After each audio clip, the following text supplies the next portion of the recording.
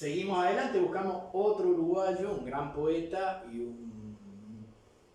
con mucha pretensión de investigador, pero un buen conocedor de tango, pero un muy mal investigador y muy subjetivo, que arranca sacándose el tema de arriba, afirmando, también era parte de su personalidad obviamente, ¿no?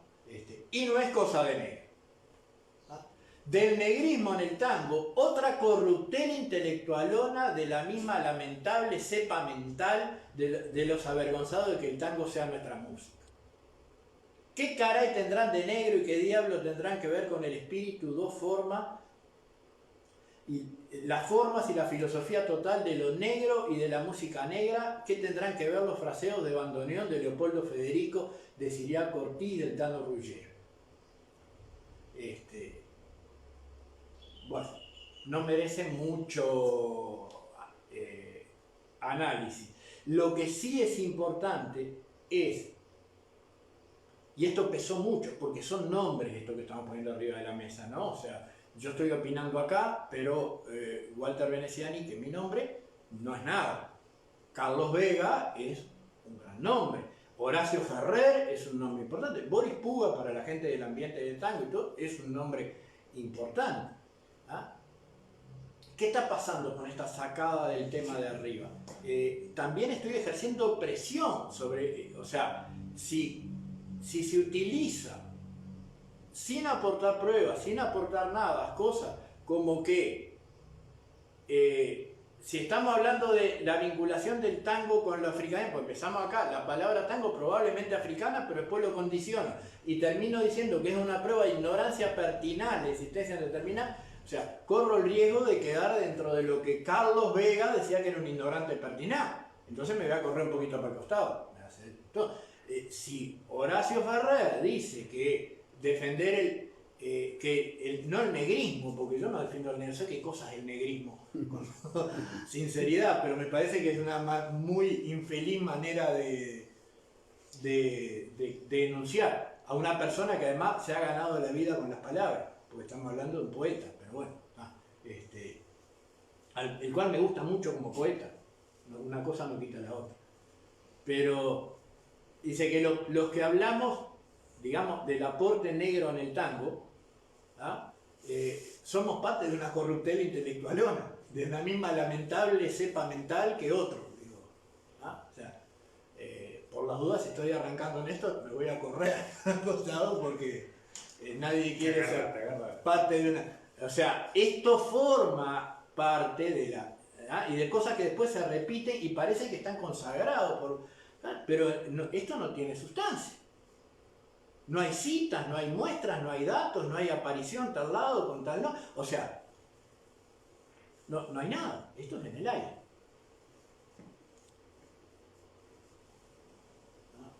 aire. Una docente investigadora argentina, en una cosa que se publicó acá en El País Cultural, Laura Falcó, esto en el 2003 también, porque les digo, no hace tanto tiempo. Sobre los orígenes del tango hay algunas hipótesis y pocas certezas. Hay quienes afirman que el baile nace de los movimientos caricaturescos con que los compadritos blancos imitaban las danzas de los negros, los cortes y figuras propios del candombe. Otros sostienen que fue una herencia, una fusión de géneros bailables de origen español, como la habanera y el tango andaluz. Como fuera, la primera etapa de su historia parecía marcada de un destino marginal, pero ya en los primeros años del siglo XX, pasamos como por arte de magia, nos comimos 40 años, en 1860 a 1900, comimos 40 años, las jóvenes familias decentes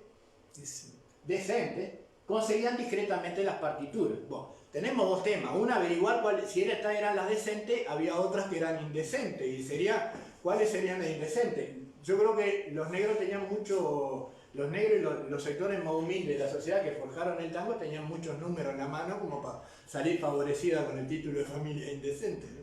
Está claro. Pero además acá hay otra chicana. Nos marca dos posibilidades. Primero que hay algunas hipótesis y poca certeza. Bueno, el trabajo de los investigadores es tratar de confirmar la hipótesis y buscar la certeza, aproximarnos a esa certeza y tratar de confirmar la hipótesis. No simplemente decir que la había, porque seguiríamos sin haber encontrado los microorganismos todavía, ¿no? O sea, cuando Pasteur hizo su trabajo, había mucha hipótesis y poca certeza. Entonces el tipo agarró un hongo que encontró en la pared y se puso a investigar. A ver si podía evacuar alguna hipótesis y aportar alguna certeza. Es lo que hacemos los investigadores en todas las áreas. Pero nos da dos opciones.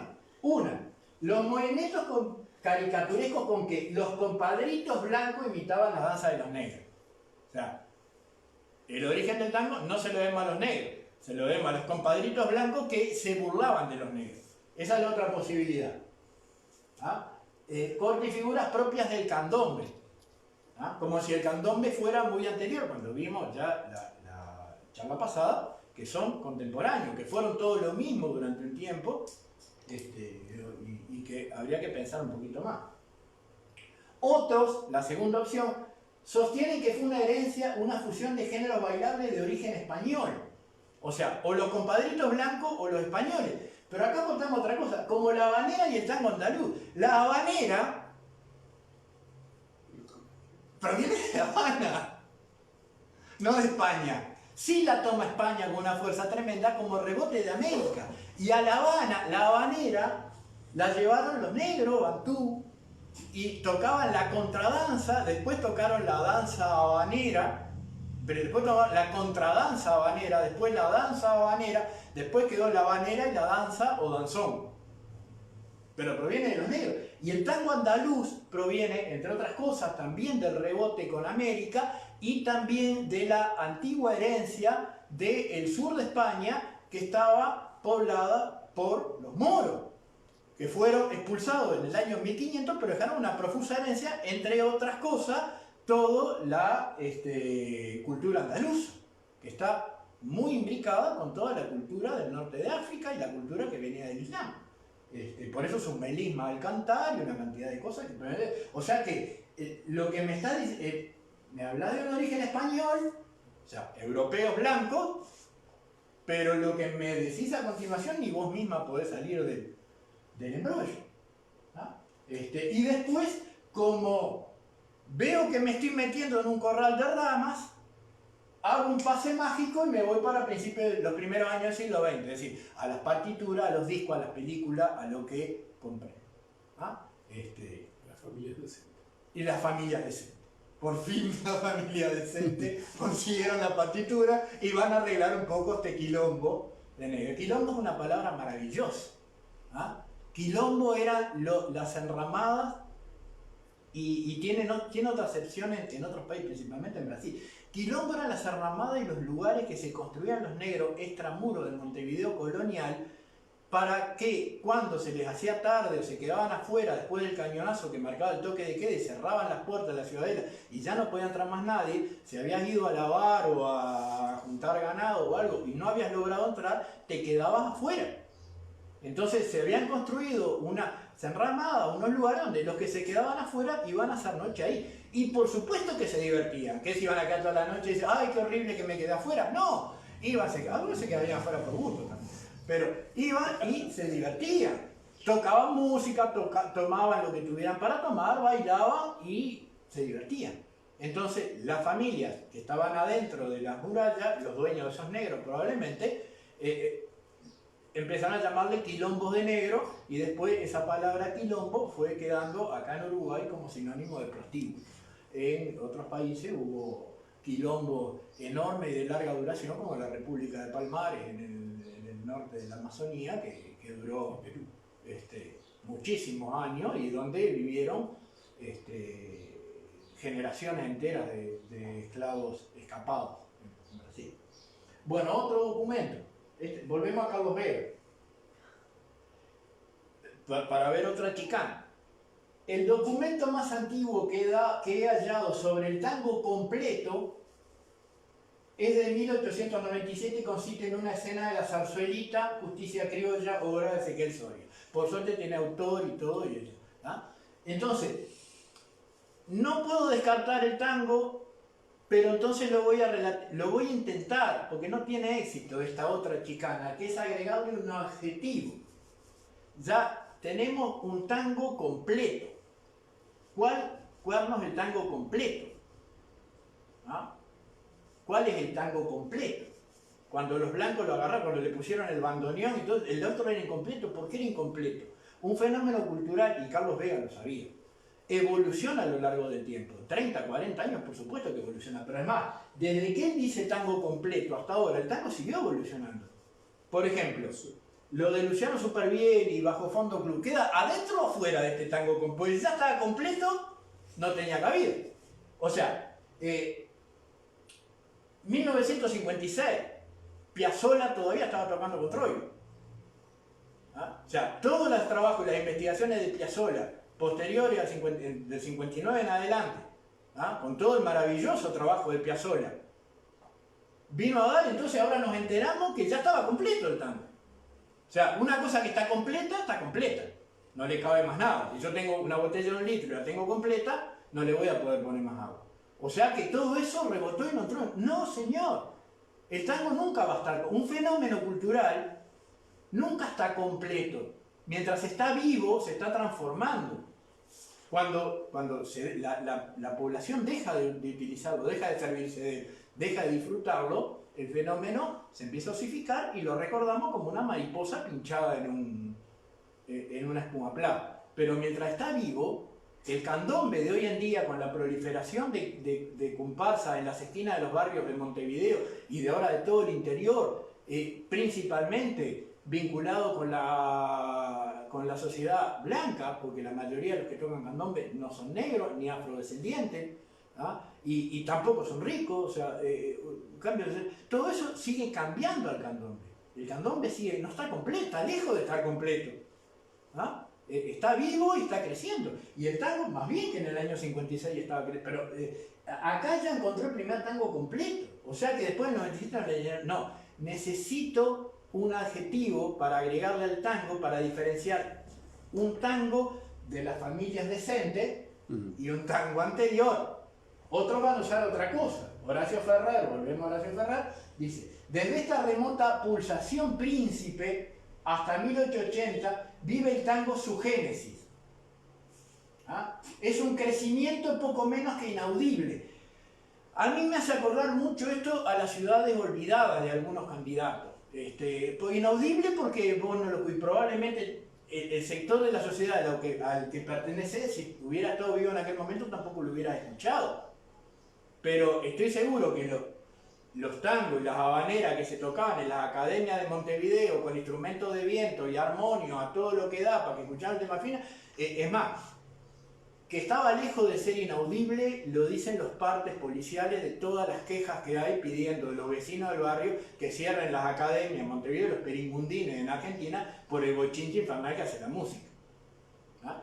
Pero por supuesto que no estamos hablando de la cantidad de decibeles como los boliches de ahora. No. Por supuesto que no es de ese inaudible del que está hablando el poeta en este momento. ¿Ah? Inaudible está queriendo decir insignificante. O sea, mientras el tango estuvo en manos de los pobres, fue insignificante, fue inaudible, fue imperceptible.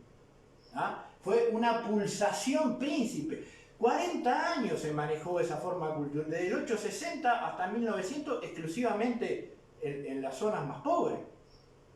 Y era una pulsación príncipe. ¿Ah? El tango vive su génesis, un génesis largo. Es un génesis largo. ¿Ah? O sea, pero en esos 30 años la especie pasa de la intención a la idea y de la idea a la forma. O sea, ¿ah? Hay muchos temas acá que tienen que ver con preconceptos de la mirada. Pero es importante verlos, señalarlos. Cuando uno los señala son fáciles de ver. Pero todo esto está en esa discusión sobre la palabra. Este es un investigador norteamericano que hizo una investigación muy profunda en Argentina con una beca Fulbright. Un libro, La extinción de los negros en Argentina, en Buenos Aires. ¿No? él hace todo un trabajo profundo de investigación donde encuentra cosas maravillosas.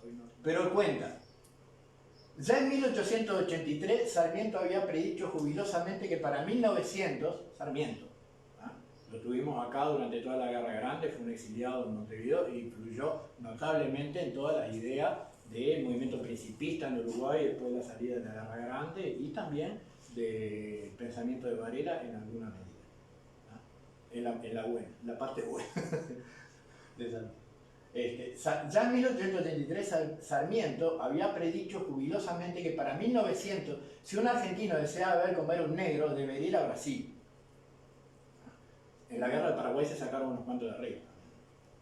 El deseo de la Argentina de apartarse de las repúblicas hermanas de raza mixta se evidencia en un artículo de 1976 de una revista turística argentina que llama la atención a sus lectores respecto a un agradable hotel. Esto es fuerte. Esto es lo que dice el artículo de la revista argentina en el año 76. No se lo podemos achacar a la dictadura argentina. La dictadura argentina empieza en ese año.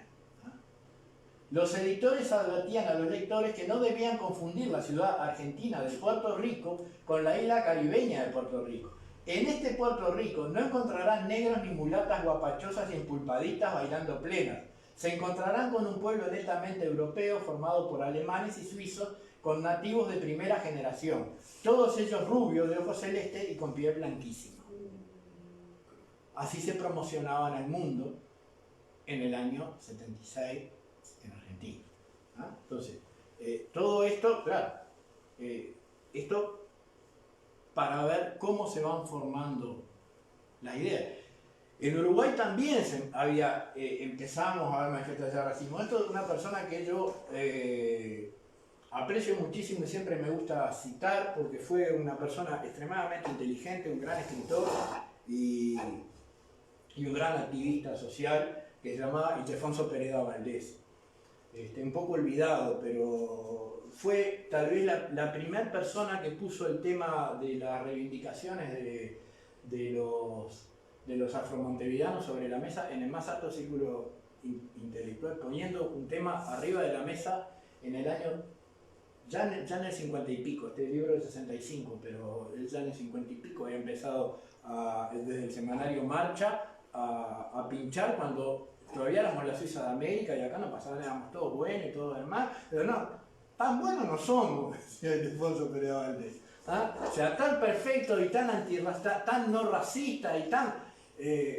levantemos un poquito la sábana y nos vamos... Sí, no nos encontramos con cosas tan horribles como en otros lados, pero tampoco somos la cenicienta.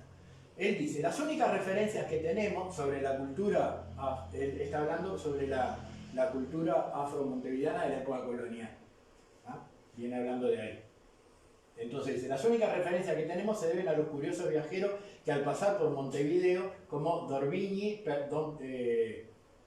Pernetti, Eva Canel, etc., son los pocos informantes que anotan cosas en aquella época. Apuntaron sus características, pero ni las crónicas ni los documentos refieren detalles. Hay que reconstruirlo todo. Los historiadores, con excepción de Isidoro de María y Vicente Rossi, no aportaron un material importante en ese sentido. El periódico Marcha puso sobre el tapete en 1956, el problema del negro en el Uruguay, o sea, su situación económica y social en la actualidad, su estatus de vida a través de los artículos de su colaboradora Alicia Beren y de los lectores que enviaron cartas de aprobación a la campaña o de protesta, por lo que significa una revelación para muchos. Conclusiones sobre el vocablo tango. Durante más de un siglo, antes del siglo XX, ese vocablo estuvo siempre vinculado a la población afroamericana y su cultura. Cuando a principios del siglo XX el tango es recibido por las clases altas europeas, se empieza a tratar de separar el signo de su camino etimológico que lo vincula previo a la existencia de un género musical y coreográfico. Es decir, empezamos a tratar de apartar la palabra tango de esa que tiene que ver con esa creación cultural afroamericana. Como resulta imposible, se buscan otros caminos. Se hacen intentos de generar metatérminos como tango completo, que antropológica, coreográfica y musicalmente es un disparate. También tango pristino o espécimes inaugurales. La mayor estrategia es negar todo el aporte afro o minimizarlo a algún inicial que recién se consolida con la participación de los blancos. ¿Ah? Todo esto está escondido atrás de, y por eso es importante. ¿Ah? Por eso es importante ver estos temas, porque todo esto está escondido atrás de ese simple debate muy subterráneo, muy sacado de foco, sobre una palabra, un término que va a enfocar un bien cultural muy grande y que muestra toda una cantidad de fisuras y de problemas sociales muy profundos.